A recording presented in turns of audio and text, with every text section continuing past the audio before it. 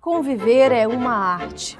As pessoas cruzam por nossas vidas pedindo tolerância, paciência, respeito, tantos atributos que uma vida só parece pouco tempo para aprender. Viver em família, então, exige de nós ainda mais. Trabalho árduo para muitas vidas, mas sempre uma oportunidade valiosa para evoluir. Hoje o programa Transição vai tratar de convivência familiar.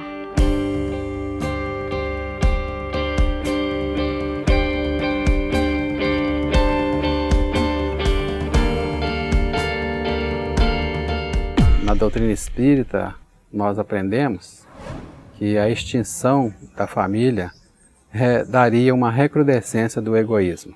Então, quando a gente vive em família, nós temos que aprender a dividir, nós temos que aprender a ser fraternos, de forma que isso são subsídios muito importantes para a nossa evolução. A família ela precisa se dar conta de que ela é um posto de serviço de transformação planetária.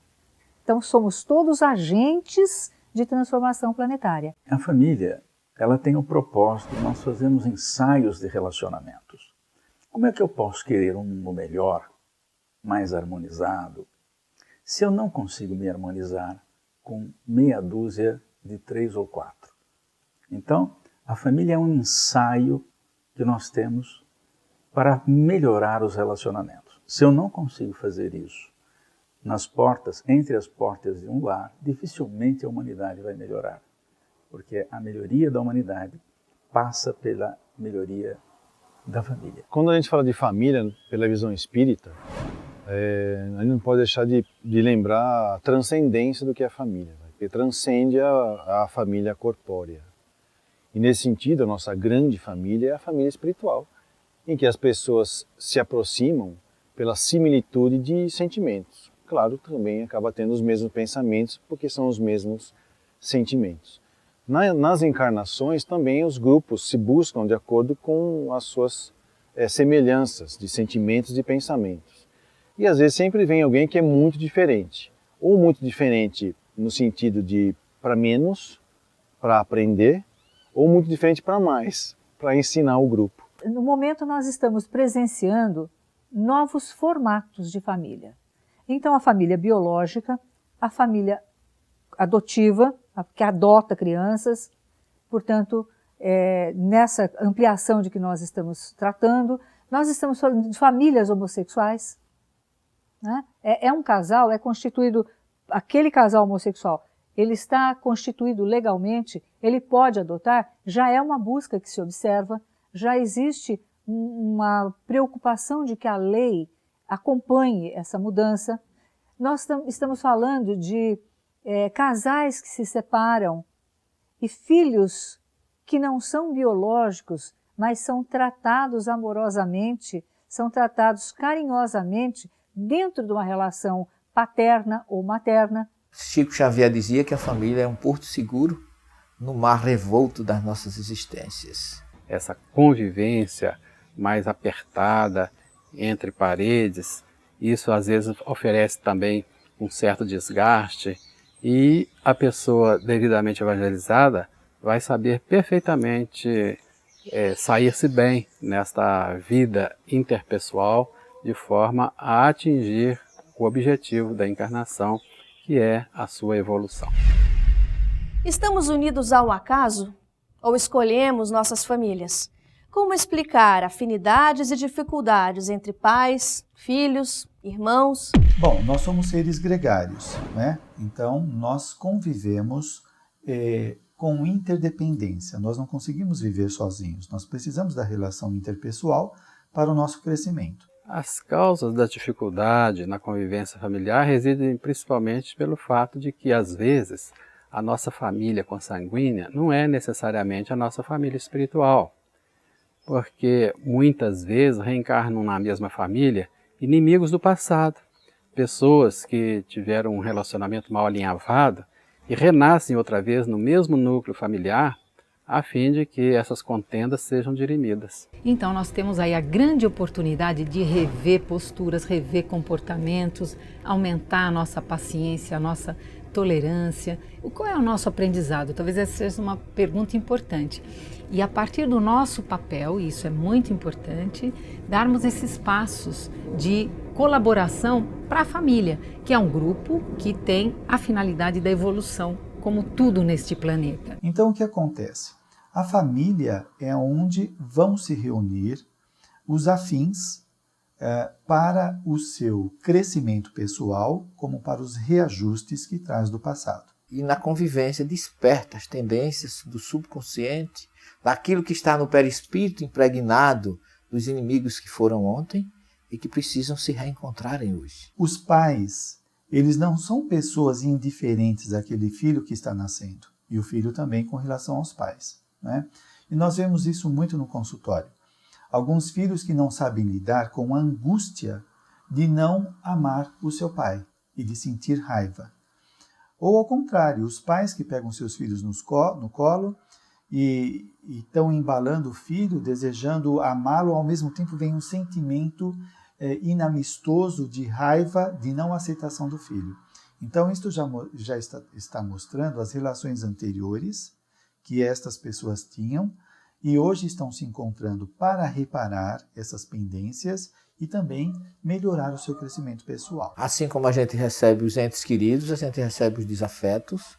E escuta-se muito dizer que às vezes uma família muito equilibrada tem uma ovelha negra na família, que, como diz Kardec, aquele espírito realmente não tinha nada a ver com a família, no entanto ele veio para aprender naquele ambiente onde há harmonia e equilíbrio. O amor não pode mais ficar confinado numa relação padrão.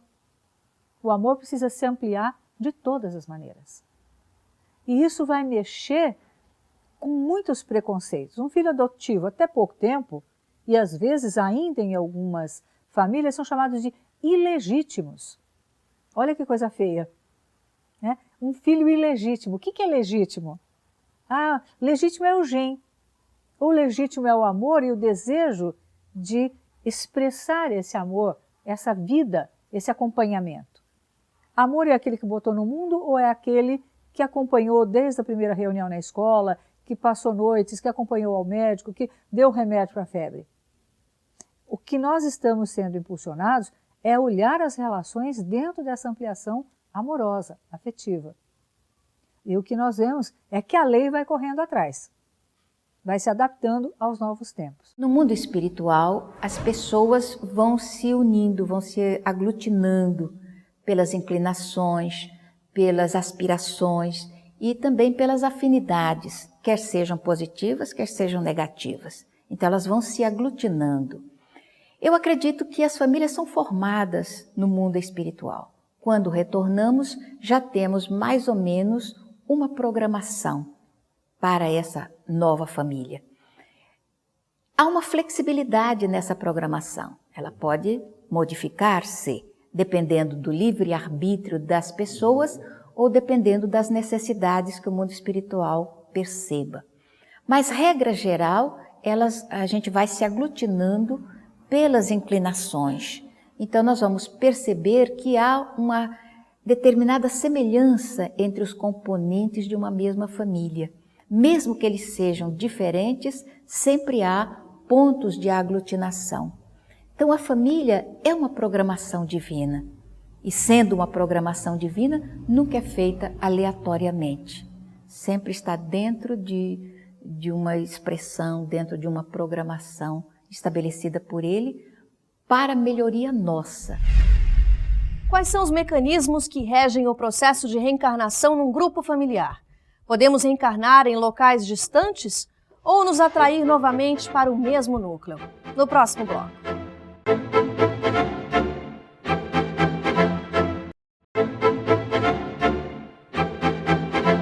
O que determina que eu possa reencarnar junto a espíritos que foram meus familiares em vidas passadas?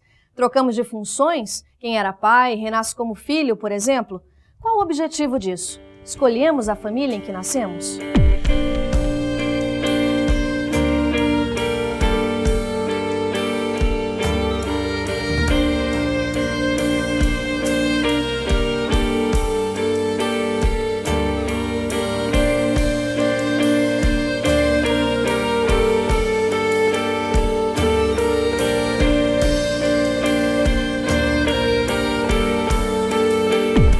nós sempre estamos inseridos na família ideal para o nosso crescimento.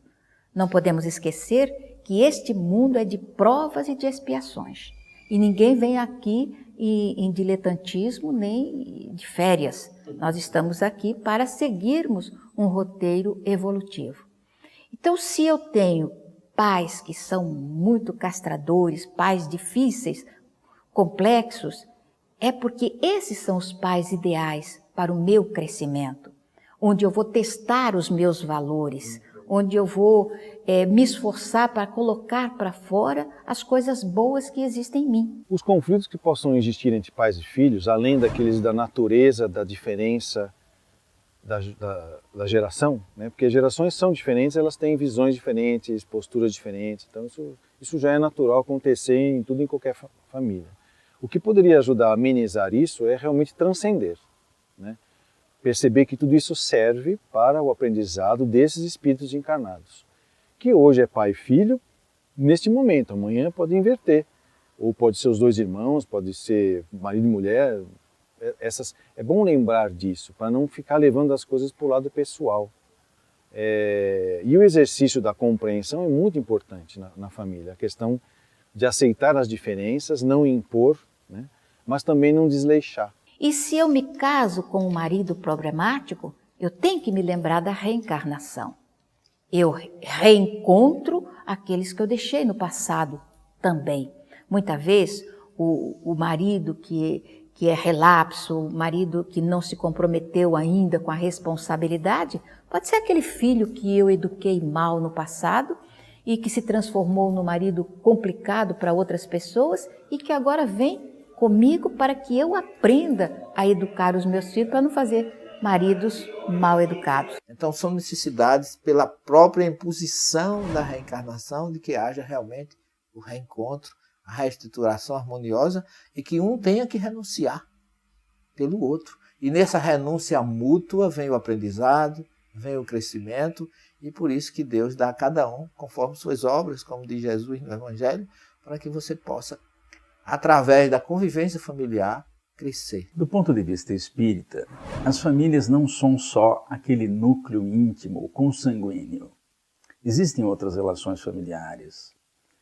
Espíritos amigos, por exemplo, que foram parceiros, amigos de outras vidas, fazem parte da nossa família espiritual. Então, por exemplo, os nossos amigos atuais, eles poderão fazer parte do nosso grupo familiar, se nós formamos vínculos com eles, através das experiências. Eu, como empregador, eu posso massacrar tanto um funcionário que ele se desajusta e eu estabeleço um vínculo com ele. Amanhã ou depois ele pode ser um parente meu. A doutrina espírita tem um papel fundamental nos relacionamentos. Por exemplo, dentro do lar. Se os pais e filhos têm contato desde cedo com a doutrina, bem, muda a configuração do lar, porque nós sabemos de que tudo que nós fazemos tem repercussões. Então, se eu educo mal um filho, isso vai ter uma repercussão muito forte na vida presente e, às vezes, nas vidas futuras, porque nós ficamos ligados de alguma forma. E aquele que educamos mal, às vezes, volta ao grupo familiar novamente para melhorar, para uma outra tentativa, só que numa situação mais difícil. Portanto, é fundamental conhecer a doutrina, porque ela nos dá essa amplitude. Nós não temos uma vida só. E tudo que fazemos numa repercute nas próximas vidas, como as vidas anteriores repercutiram na atual. O organismo social está enfermo. Algumas células diferenciadas se estabeleceram nesse organismo e elas precisam ser trabalhadas. Não digo que tenham que ser erradicadas, mas trabalhadas para que recuperem a saúde. Essa célula social é o lar. É de onde vai partir toda a mudança que possa se estabelecer para o mundo. E nós somos os componentes dessa célula que está enferma, o lar. Então que as mães voltem-se com mais carinho para os seus filhos, observando a importância da confiança que Deus coloca em nossas mãos quando nos entrega os seus filhos, que são os nossos filhos, para que nós os eduquemos, para que nós os encaminhemos pelo caminho do bem. E os pais também, que assumam uma responsabilidade maior para os filhos que colocam no mundo, recordando que é uma parcela de si mesmo. São 23 cromossomas do seu organismo e 23 do organismo feminino para compor um outro organismo, os nossos filhos que surgem através dos 46 cromossomos. Então, 50% de responsabilidade minha para amá-los e resguardá-los, 50% do pai deles para protegê-los e encaminhá-los. Já que esse é um processo de educação conjunta, pais e filhos têm responsabilidades a assumir, desafios a vencer. Mas quais são os nossos papéis dentro da família? Como podemos nos ajudar mutuamente? Em instantes, não perca!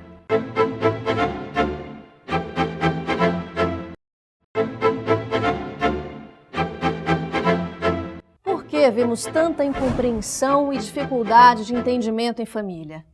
Os filhos esperam que os pais supram tudo o que necessitam. Por outro lado, os pais também esperam mais atenção, gratidão, compreensão por parte dos filhos. Afinal, quais são as nossas responsabilidades na vida familiar?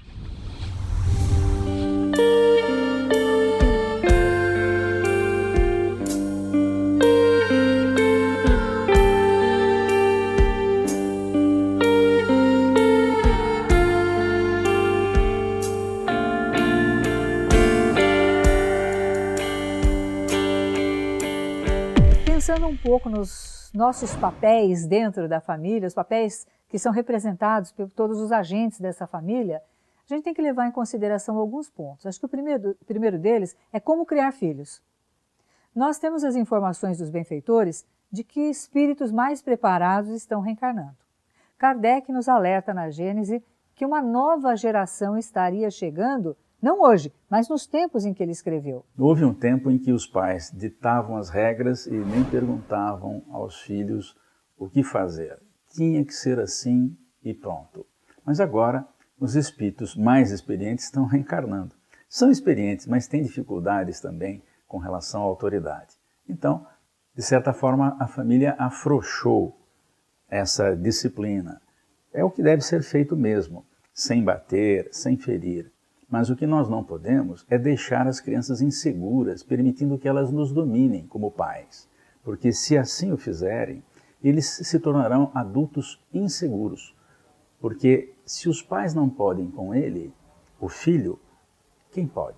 Eu acho que a melhor dica de como se educar os filhos é pautar na realidade. E lembrando que isso significa o quê? Que os filhos observam muito o seu comportamento, né? Então, às vezes, você não precisa falar nada, mas eles observam o que você fez. Né? E nas menores coisas. Por isso que a gente diz que contra fatos não há argumentos. Então, às vezes, vale a pena até criar situações nas quais eles vão ver você lidando com alguma situação que você pode ter criado, até para fins educativos, sem falar nada. Né? E isso é uma boa maneira, ou seja, pautar na realidade, no concreto, no dia a dia. Não existe fórmula mágica. E deixar a vida acontecer. Filho precisa de olho no olho. Filho precisa de abraço. Filho precisa de carinho. Ah, mas eu só o vejo a cada 15 dias. Esses são acordos que precisam ser pensados, né? De tal maneira que se possa criar em conjunto. O que quebra é a relação conjugal, mas não tem ex-filho. Existe ex-marido, ex-mulher, mas ex-filho não tem. Divórcio de filho também não tem. E nessas novas relações, se elas forem bem trabalhadas, é possível que esses filhos acolham os novos companheiros dos pais. O novo namorado ou marido da mãe, a nova namorada ou esposa do pai. Por quê? Porque houve uma ampliação afetiva. Agora, se começa a ter ciúme do que é ex, se não aceita, como a gente vê com muita frequência, os filhos de um outro casamento, este segundo casamento está destinado a fracassar. Porque ele não foi a continuação de um processo de crescimento. Quando Jesus diz, amai os vossos inimigos, você pensa bem, você consegue amar o inimigo que mora na casa do vizinho? Ou amar o inimigo que mora na outra rua? Ele não vai amar esse inimigo nunca na vida, se a gente for esperar que um dia eu passe por ele e falo assim, olá, como vai? Não, ele bota o inimigo dentro de casa. Então já pensou, você dorme com o inimigo ali do lado. Você tem que passar a gostar dele, de alguma forma. Mesmo que o inimigo seja problemático, complexo, de alguma forma você vai começar a gostar dele. De alguma forma você vai começar a se aproximar.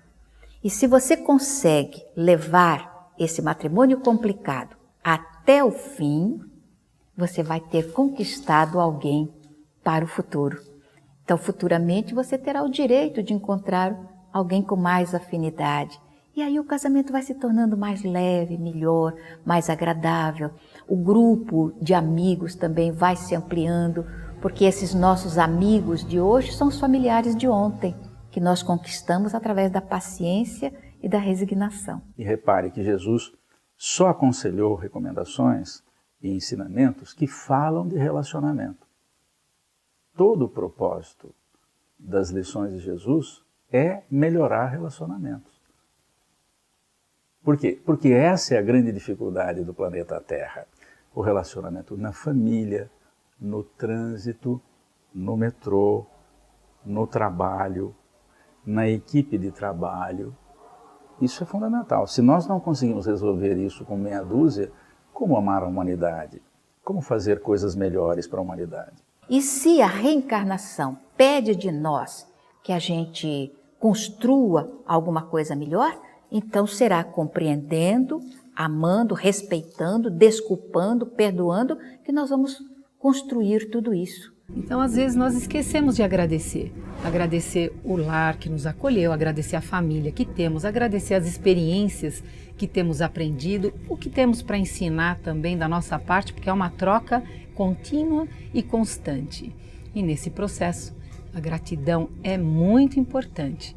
E algo também que tudo aquilo que nós recebemos dos nossos familiares, que possamos passar adiante, ou na família que construímos, ou então na atividade. Se passarmos o nosso trabalho, aqueles valores que nós adquirimos, passemos à frente. Os aprendizados, que nós possamos ser a expressão dessa família que nos acolhe. Agora, do ponto de vista da doutrina espírita, que tem maiores explicações, tem maior suporte, tem o Evangelho como base, tem a ciência e tem a filosofia como reforma interior, a casa espírita é importantíssima. Não podemos deixar de apresentar aos nossos filhos a escola, que é a casa espírita, para que a gente cresça com base no Evangelho, com base na filosofia da doutrina e com base na ciência, que através de todas essas uniões, de todos esses, a somatória de tudo isso, faz com que você tenha, com certeza, uma família bem melhor, com bem mais suporte. Realmente a casa espírita pode auxiliar muito, oferecendo aos integrantes da família subsídios, orientações.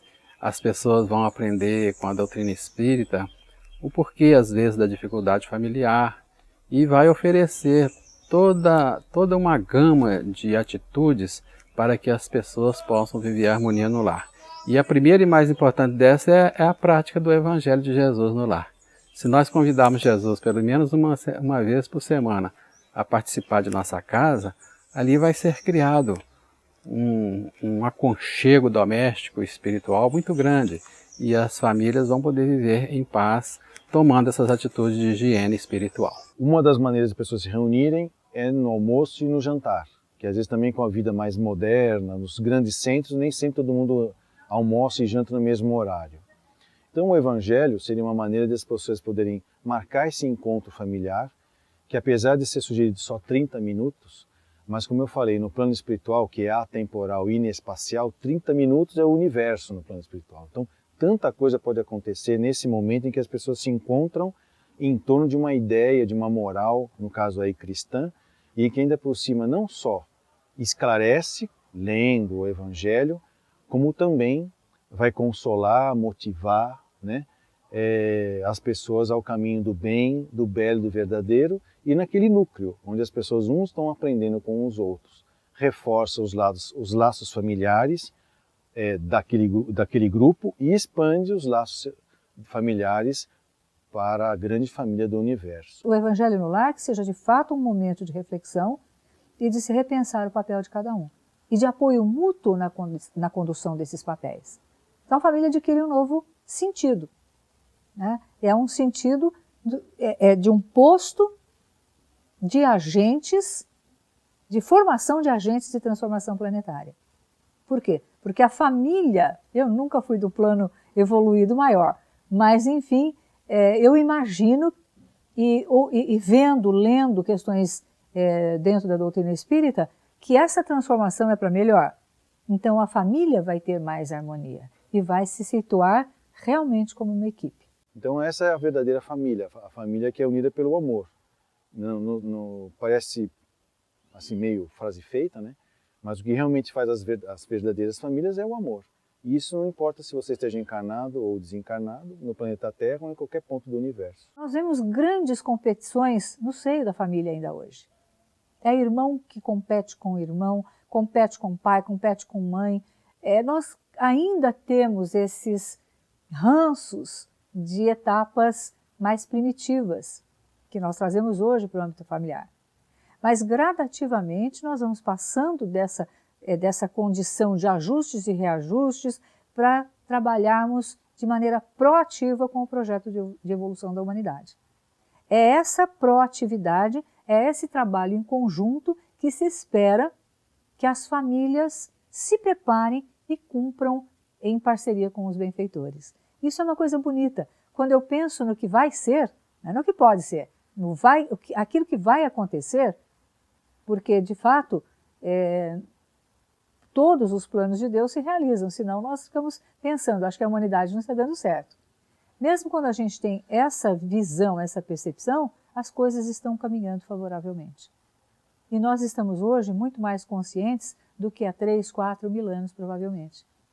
Né? Então, essa família nova, ela vai ser o grande esteio da transformação do nosso planeta para um mundo de regeneração.